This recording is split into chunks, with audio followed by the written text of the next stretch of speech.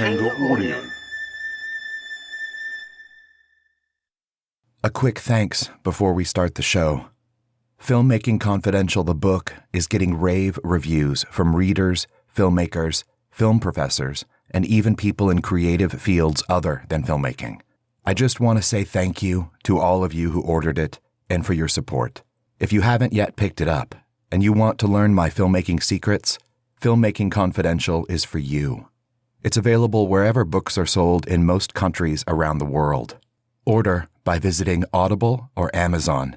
To find out more, check out filmmakingconfidential.com and stevebalderson.com. Thank you. I'm Steve Balderson, and you're listening to the Filmmaking Confidential podcast. Each week, we meet with filmmakers, writers, actors, artists, and other notables. Many episodes include questions or commentary from other filmmakers listening to the conversation. Today's guest is photographer, writer, and filmmaker Emma Elizabeth Tillman. Tillman's latest short film is The Wheel. The Wheel is a depiction of one woman's experience of radical compassion in the face of death. Growing up on the water in Southern California, the ocean has informed and engaged Emma's work in its symbolic attributes, as well as her own confrontation with mystery, intimacy, and fear. I didn't know you grew up on a sailboat. I did, yes. How was that? It was really wonderful, actually. My parents had a 40-foot sailboat that they lived on when I was born, and they brought me home from the hospital to the sailboat, and we lived there until I was about 4 years old on the boat. My dad is a sailmaker. He makes sails. That's actually how my parents met, is because he was getting his sailboat ready to leave he was going to go on like a 6-month trip to Mexico. And he met my mom because she was sanding boats in the harbor, and they had known each other for maybe like 2 months. And he was like, well, my boat is finished and I'm about to leave to go on this 6-month sailing adventure, but I really like you. And would you want to come with me? And she said yes, which is really amazing because she didn't have any, she was sanding boats in the harbor, but she didn't have any sailing experience at all. And so she got on a boat with my dad and they went to Mexico for 6 months. So then when they came back, they lived on their boat, and then they had me, and they lived on their boat for like 15 years, I think. But then we always had our boat after that, but we moved into like a little one room house until I was 14 after that. So it was always really tight quarters, and I really feel comfortable in tiny spaces, and I always prefer tiny spaces. And one time my husband and I lived in a really big house when we were living in New Orleans, and it was the most uncomfortable experience of my life. I did not like, I would just like follow him around from room to room because it just feel really strange in large spaces. That's kind of the most that I feel like it's gotten inside me, aside from just my love of, the ocean. And were you conscious of being on the water growing up? No, but there's certain sounds to me that remind me like so distinctly just in my bones of being a child. Like there's the sound of waves slapping against the hull of the boat.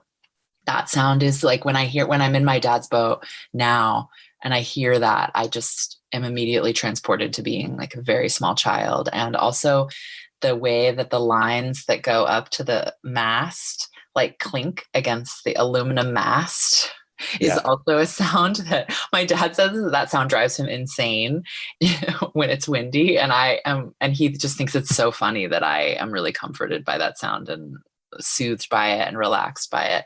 So I understand what you mean. I mean, the ocean in general is so healing for human beings. And that feeling of being on the ocean is like being in the womb or something, Totally. Yeah. Yeah. It's just such a romantic idea. When I saw that, I was just like, oh my God, what an amazing experience. Mm-hmm. Yeah. Yeah. I feel lucky that I had that experience as a child, or that was like my frame of reference. Our harbor, we lived in the harbor. We didn't have a shower on our boat. We showered in public showers. Like, there was like a lot of, my mom had to walk and bring the groceries like all the way from the parking lot, which is really far away in the harbor, to our boat. There were things that I appreciate having in my home now. The way you were talking about sound Mm-hmm. made me wonder if your sense of sound is stronger or lesser than your visual sense. Oh, that's an interesting question. I think probably less. I think my visual sense is my most like worked muscle, I would say. Although I love, getting stoned and listening to music or something, and having that like true deep auditory experience is like kind of can be like an unparalleled thing. But I would say that my visual sense is very acute and tied to many like kind of psychological idiosyncrasies too.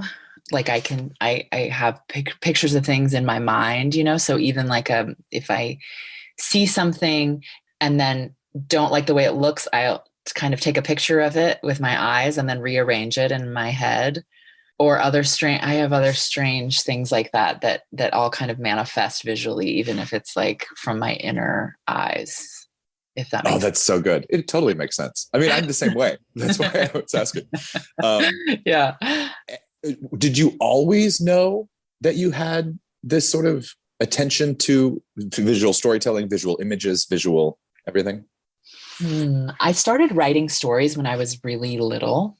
My mom, like before I could write, I would dictate stories to my mom and she would write them down when I was like about 3 or 4. And then once I could write, I would write stories. And then when my parents got a computer, I would write them on the computer. So it was like always something that was kind of building in layers of, visual experiences that I wanted to express, or like, even if they just came from my imagination. And I was always really focused on detail. So I studied creative writing in college, and my professors would always be like, wow, you got a lot of detail in there.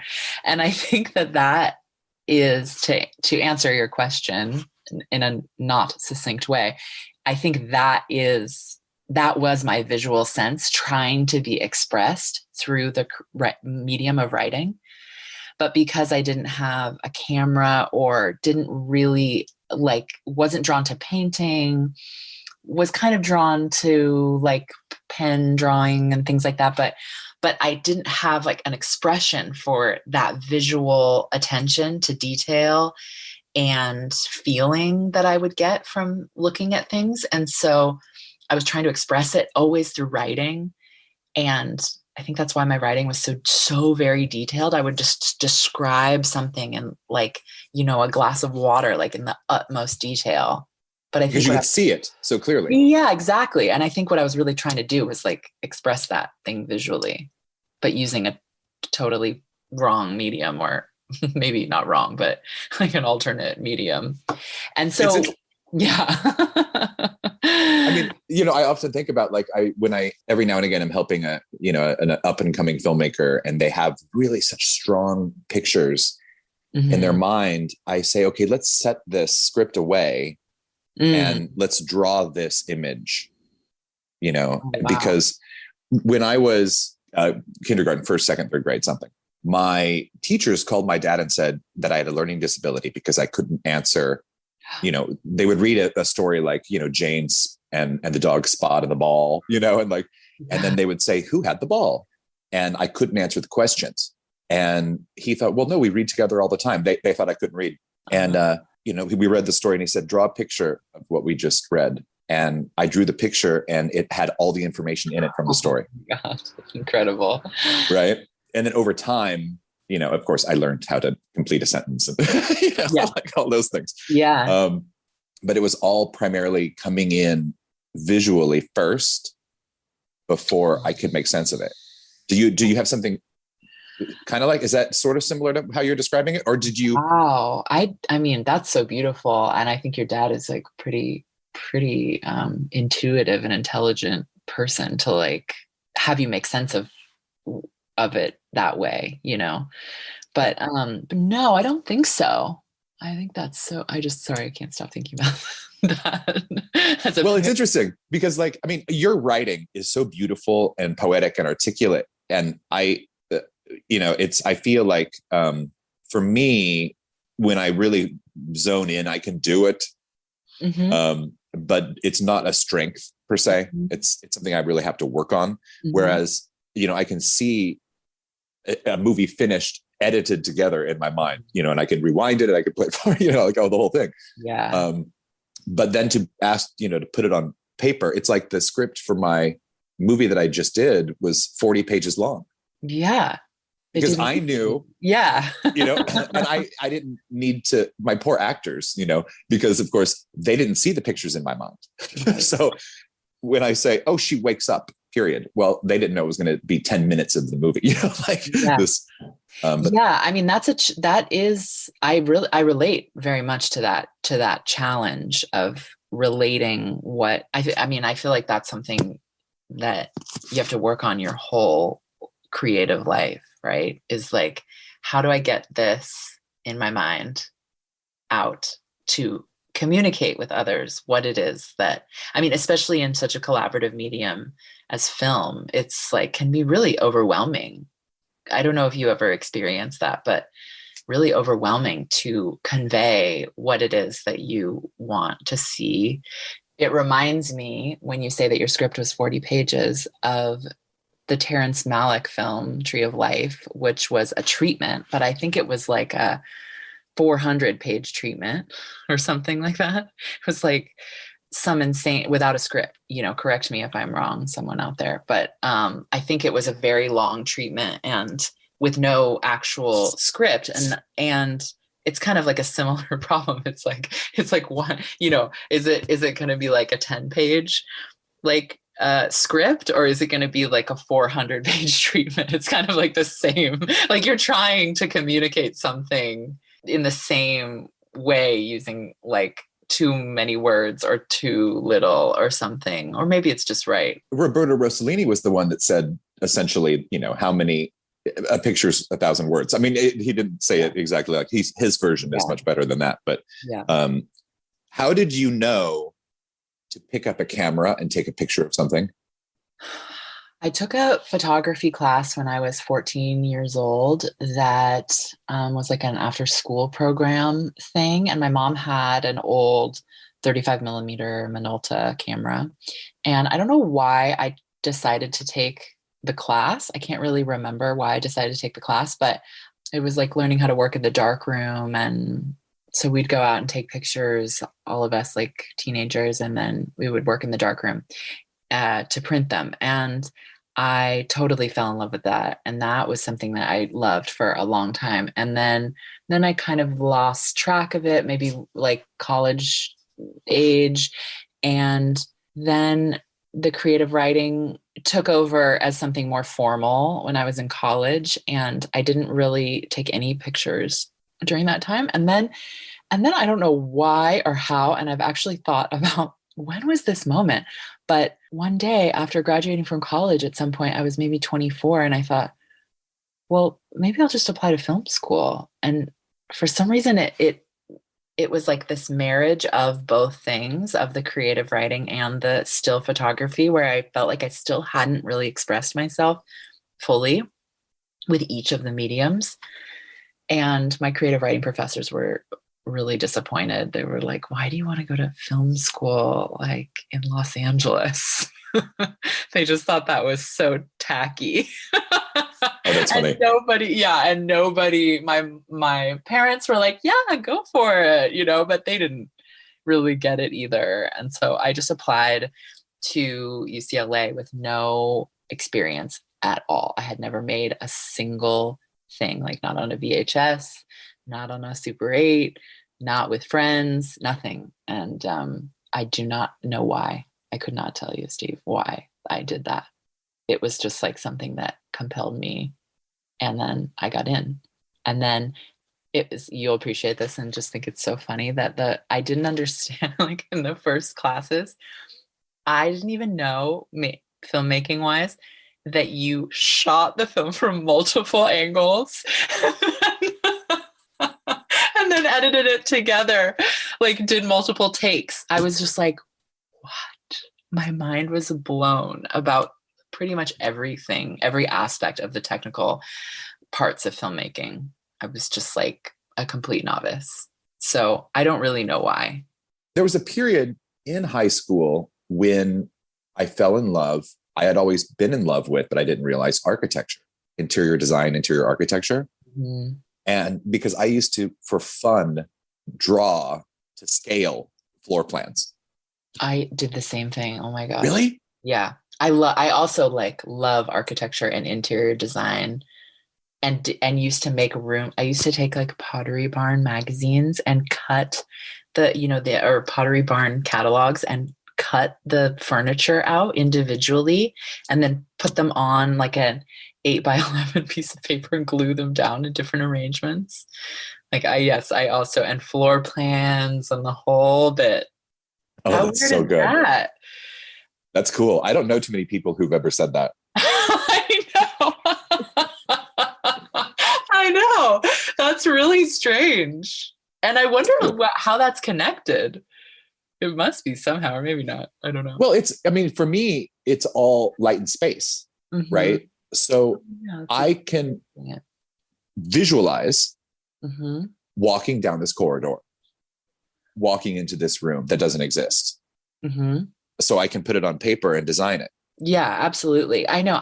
There was a moment where I thought about going to architecture school, and then I realized like all of the math that was involved quickly just dissipated. Totally. Me too. Okay. So yes, in my senior year of high school or junior, I can't remember when it was, I was like the best in the class, and the professor was amazing. And he was like, you're going to be an amazing architectural engineer someday, until again, math, and they're like, well, I don't care whether it is not up to code, give it to somebody who can figure that out. I know what it should look like. And if it's not, structurally possible, then you need to help me figure, you need to do that part. Right. Yeah. Which is the kind of like, in some ways, like maybe probably how visionary architects work in some way, like Gaudi or something. I don't know. Was Gaudi like figuring out his, like the technical aspects? I don't know. Maybe not. I imagine maybe he's just a true artist in that way, Yeah, I picture Geary doing his drawings and then handing it to a team of people to make it so that it could possibly work. Right. Yeah, and that's where we get all our visionary work from, I think. Have you been to Barcelona and been in the Gaudi buildings? Mm-hmm. So beautiful. It's so beautiful. It just gives you such appreciation for the human mind. There's these books by this author, I'm forgetting his name completely. I think it's Carlos Ruiz Zafón, and he makes these books that are almost like young adult books. His most famous one is called Shadow of the Wind, and it's about actually 1940s Barcelona, like just post crazy revolution. And it's just about the mystery of Barcelona. It's this like totally magical realist story, but it dives so deep into like the romantic mystery of Barcelona at night, and it's just so pretty. I love that city so much. Okay, so you went to film school. Did you shoot any like a short when you were in school? I did. We started with a 2-minute film, which I have somewhere. And then we did like a 10-minute film. And then we did a thesis film. And my thesis film was like a 30-minute long film that I shot in Laurel Canyon, in a house in Laurel Canyon. And that one is called The History of Caves. And it's on iTunes. And I just put it out myself. But that was really the culmination of my work in film school. It's imperfect for sure, but I can identify that I'm getting close to what I want to say. So I do consider it sort of my first film for that reason. Tell me about the genesis and what came of your first solo exhibition that you had in London. That combined writing and photography? Yeah, I would say that was in 2017. So at that point, I graduated from film school in 2014. And then I was living in New Orleans for a year, and I had written this movie while I was living in New Orleans, which I had really felt like I just channeled, the feeling where you go back the next day and look at what you've written, and you kind of are surprised that it's there and you don't really know where it came from in your mind. I just was sitting in this attic room that we had in our house in New Orleans and writing for like 8 hours a day, and wrote this film that I really liked, and a feature film, and then kind of enlisted some like local young people to help me try to make it. And it just was not working. And it was really fun because I even did location scouts for it and worked with this really, really cool guy named Milo down there who like helped me with it. We would like sit down and have coffee and just talk about it and what we were going to do. So it was really fun and no regrets about that, but there was just, I wasn't getting the money for it. And so that was like a year and a half or 2 years of trying to do that. I guess that kind of like takes us to 2015 or 16. And I think I just was like very frustrated with, and this is where like I was going wrong and you were going right, is that I really felt like I needed $1 million to make this film. And I was not going to be able to make it the way that I wanted to unless I had the money. And then the money went from that to $500,000. And then it went to $250,000. And then I just still wasn't able to get the money for it because that's an enormous sum of money. And I felt really trapped by the experience of being beholden to these strange mercurial powers that be that would potentially hand me this incredible sum of money to make the film that I wanted to make. And who were these people? And sometimes they'd come into my life for brief moments of time, and then they'd sort of drift out. And every time it felt very disappointing. And so I would say that around that time, I went to an artist residency in Italy called Villa Lena. And there instead of working on, I got in, I can't remember, I got in maybe thinking about writing a film while I was there. I was like, man, I need new inspiration. And so maybe that's what I like put in my portfolio for them, was that I was going to work on a new film. And so I got into the residency, and it was in this old villa. I happened to be, when we got there, the first one there for that like session of artists. And so I was alone in this villa because none of the staff lived in the villa. They all lived in this like other part of this massive piece of property or in the village. And I was alone in this house that the doors didn't close properly, and it was the fall and it was really windy, and the doors were opening and slamming all night long for like 4 nights while I stayed in this gigantic open villa, which has a very sordid history, which I can tell you some other time, but I could sense that. And I don't know, I was like, what am I doing here? What is the point of this? I just had that moment where I was like, I just hate all of this. I hate every aspect of it. And I don't want to make a film, and I don't want to write a film. And I'm so frustrated with this, like what felt like the culmination of just so much disappointment regarding not getting a film made. And so I started on this other project, which turned into the project that I showed in London, which was just journal writing. I just went way back. I stripped everything back to the absolute basics. And I like looked at all these photographs that I had them made into like loose photographs, like 4x6s. And then I started just gluing them on this page of watercolor paper, and then using tape around the edges to keep it down. And then I just started writing, and I just started writing around them, and just used like the most basic essential like tools that I had available to me, and made like a work that turned into my book, and turned into Disco Ball Soul, and turned into the solo exhibition in London.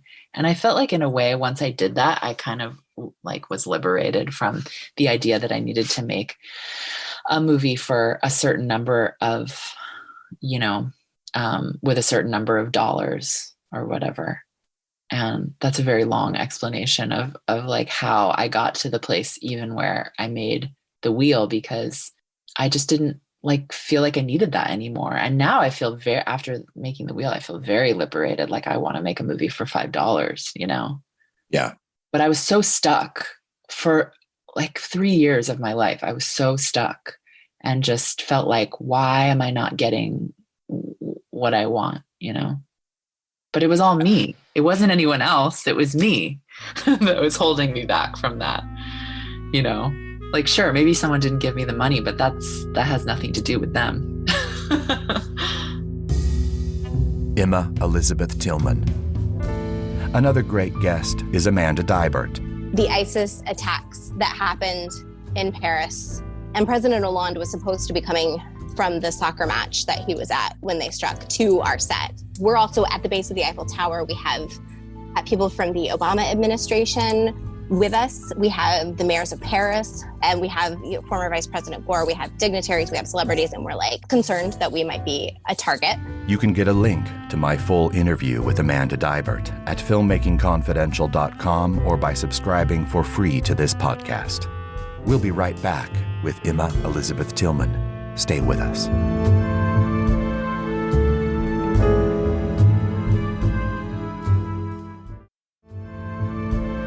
I'm Steve Balderson, and this is the Filmmaking Confidential podcast.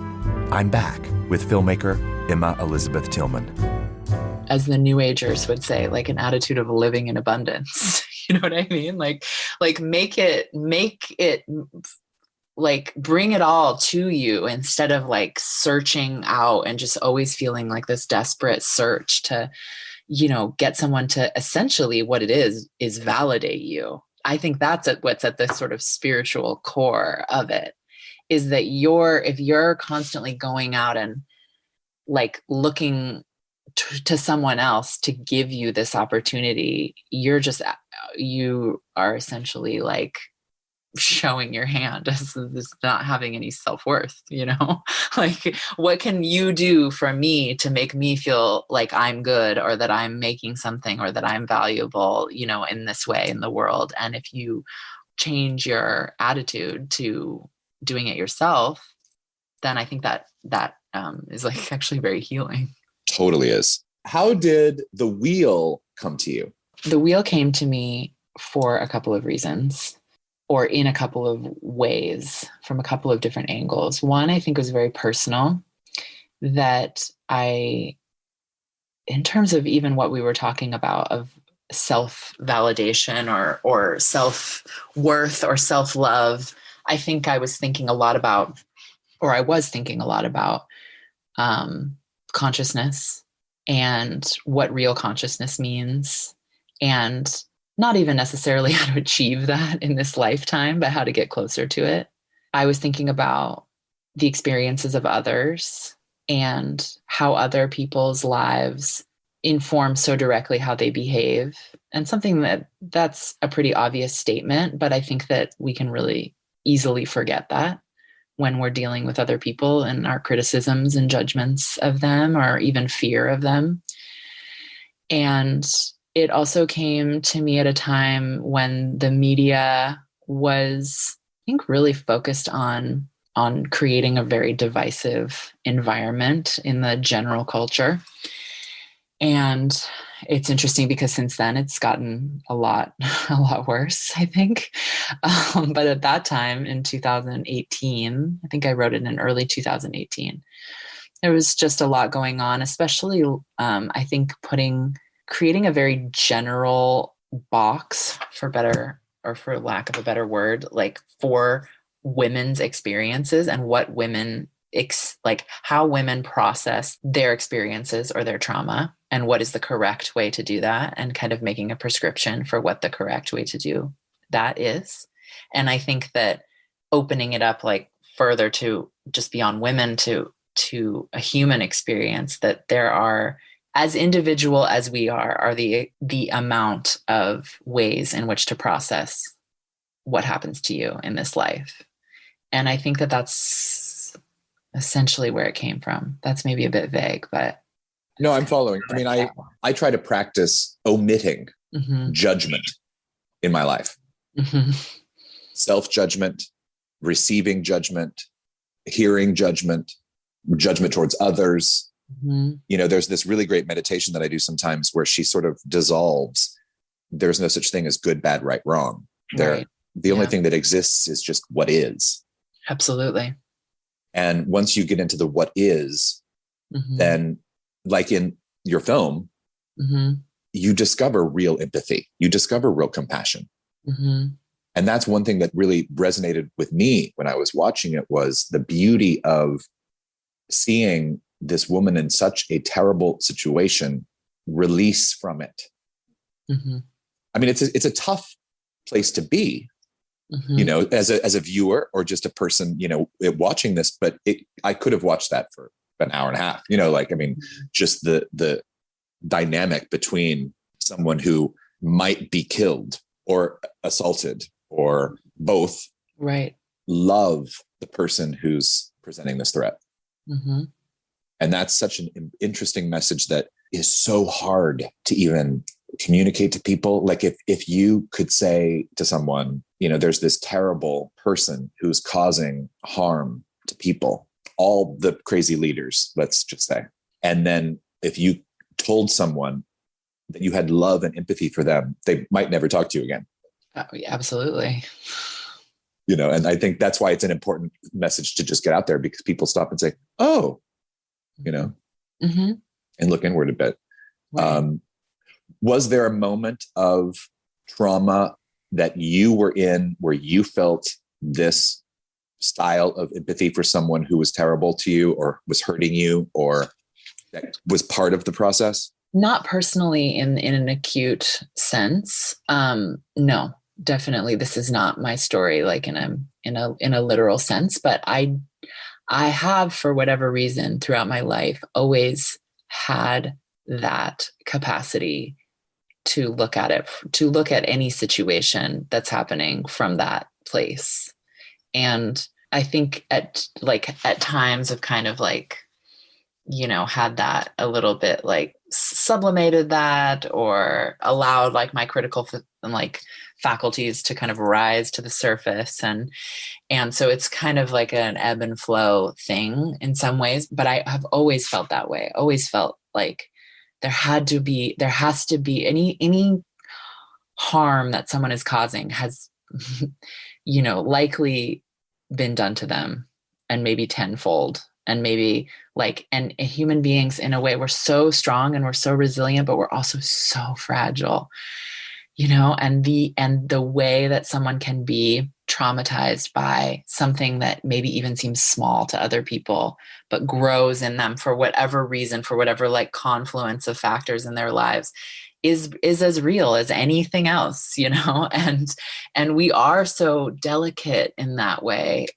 as human beings. And so I think that I have had that capacity, and it just sort of rose to the surface. And another part of it is, which is less important, but true, is that I have heard and read stories of women who have done this essentially in these kinds of situations. And it does unravel often in a different way than the logical conclusion. Because I think that what those people who are committing those crimes or atrocities against someone else are in some way looking for a human connection, right? In the most damaged and crippled way, are looking for connection. So I think that this story, I think, even though it kind of came to me organically, it is absolutely something that already exists in the consciousness. I just sort of grabbed one little thread and pulled it. Do you sense when you're getting an idea for a photo or a movie or a piece of writing, do you know that's when it comes to you, that which outlet is it the one that you need to apply it to? Yeah, I guess there is an like a instinctive thing in that, but it's all just feeling, none of it is really intellectual or conscious. It's all just sort of a feeling that comes.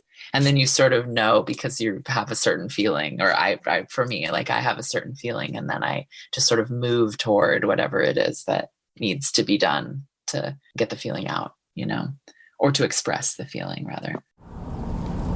The minute I got in that car, I knew what was going to happen. I just sat real still, praying that I was wrong. I didn't say a word. I just waited for him to speak. And when he did, Lord, he did not mince words. He knew exactly what he was going to do to me. That was a clip from The Wheel, featuring actress Susan Traylor. My book, Disco Ball Soul, we just did it originally came out in hardcover, and we just did a soft cover edition, but it's sold out. So I might do another round of it.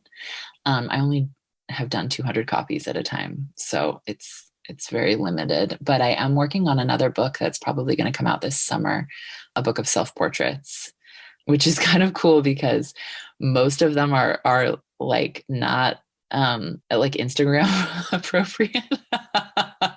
So they're mostly all like photos that I've never shown anywhere. So that's going to be really cool to have them all compiled in one place. So that's coming out with a little publisher in Los Angeles called Tired Eyes Publishing. And that's going to happen in probably in the summer, I would say. So that is something you could look on my website for, and everything else is on my website. So the film is actually hosted on my website. You can just go to emmaelizabethtillman.com and everything's there pretty much. And you can look at my Instagram too, which is the same. It's just Emma Elizabeth Tillman. And I always put things there as well. Photographer, writer, and filmmaker, Emma Elizabeth Tillman. Tune in next time for more Filmmaking Confidential. It is totally free to subscribe, and when you subscribe, you'll get upcoming new episodes automatically, and you'll have free access to all our past shows. The Filmmaking Confidential podcast is a production of Dekanga Audio and produced by myself and Ella Spencer. Our theme music is composed by Kevin Robles. For more of the Filmmaking Confidential podcast, head over to filmmakingconfidential.com. If you have a question about filmmaking you'd like answered on the podcast, send me an email using the contact form on the website. To learn more of my filmmaking secrets, be sure to pick up a copy of the book, Filmmaking Confidential, available on Audible, paperback, and ebook, wherever books are sold. I'm Steve Balderson. Thanks for listening and spreading the word. Until next time, keep making, keep doing, keep going.